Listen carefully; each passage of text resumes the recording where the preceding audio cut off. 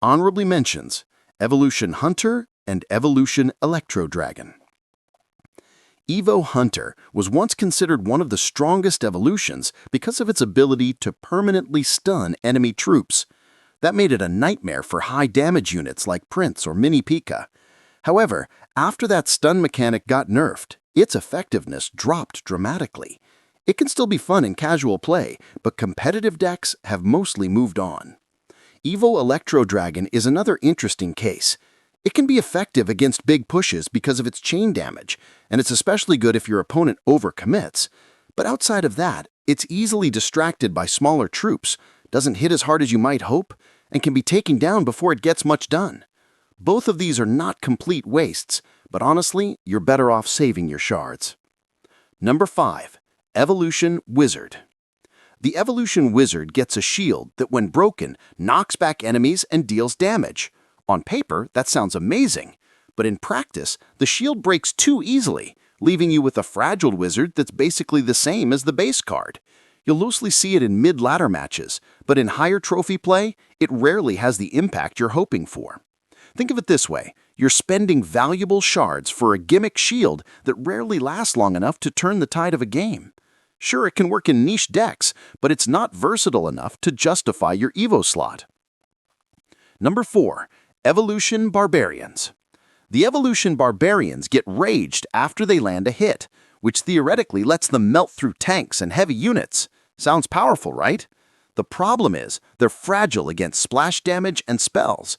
For example, a fireball or wizard can easily wipe out your barbarians. While they can work in specific decks like Lava Hound pushes or even some beatdown setups, there are far better options for that Evo slot. Spending shards on these is high risk, low reward. Number 3. Evolution Bats.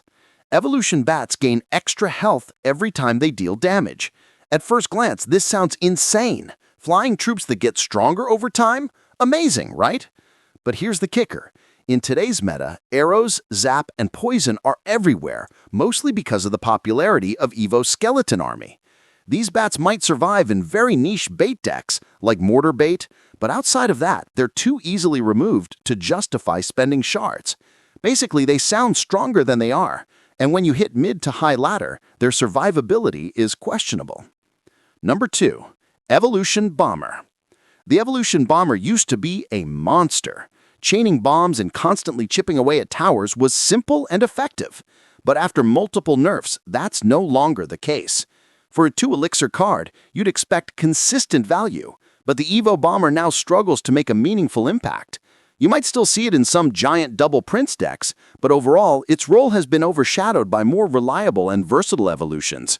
Think about it. Why spend shards on something that's technically cheaper, but fails to consistently influence the match? And number 1, Evolution Goblin Drill. And the worst evolution in Clash Royale right now? Hands down, it's the Evolution Goblin Drill. When deployed, it splits and pops up from 3 different positions. A cool idea on paper, but in practice, it's clunky.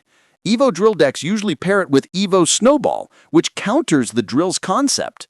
Add in cards like Dark Prince and Bowler that can shut it down completely, and you're left with an Evo drill that feels more frustrating to use than powerful. It's unreliable, inconsistent, and simply not worth the shards.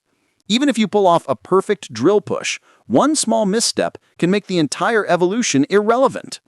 Final thoughts. So there you have it. Not every evolution in Clash Royale is a winner. Some are absolute game changers, while others are just a waste of shards. The key takeaway? Think carefully before spending your Evo shards, especially if you're climbing the ladder.